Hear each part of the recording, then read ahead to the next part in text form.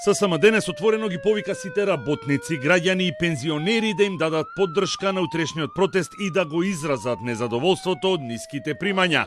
Третина од работниците во Македонија имаат примања под прагот на сиромаштијата. Растот на трошоците и стагнацијата на платите доведе до борба за екзистенција и затоа минималецот мора да биде 600 евра и да има линеарно покачување на сите плати во висина од 6000 денари, велат од синдикатот.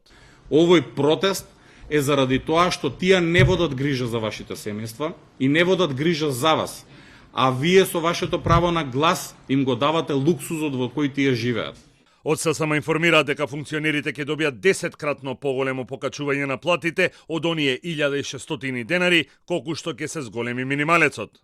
Се гледаме на улица во 17 часот од пред символот на работничката борба, работничкиот дом, пред собранието, каде што пратениците се слепи и глуви на предлогот на Сојузот на синдикатите на Македонија за зголемување на вашите плати, а имаат по 2, 2,5 и 3.000 евра плата. Продолжуваме кај газдите, кои се најголемите виновници, кои 36 години ви ги иселија најголемиот дел на ваши пријатели, другари, семејства од Македонија. И завршуваме пред владата. Пред истата влада која како символ 36 години не прави апсолутно ништо за работниците. ССМ нема да организира превоз на работници од други градови за протестот и најавија дека на јавноста ќе ги достават доказите за притисоци врз работниците за што помала посетеност на утрешниот протест. Ги собираме сите информации и во четврток ќе ги објавиме со име, презиме, фотографија, пораките кои им ги праќаат на работниците, заканите и уцените.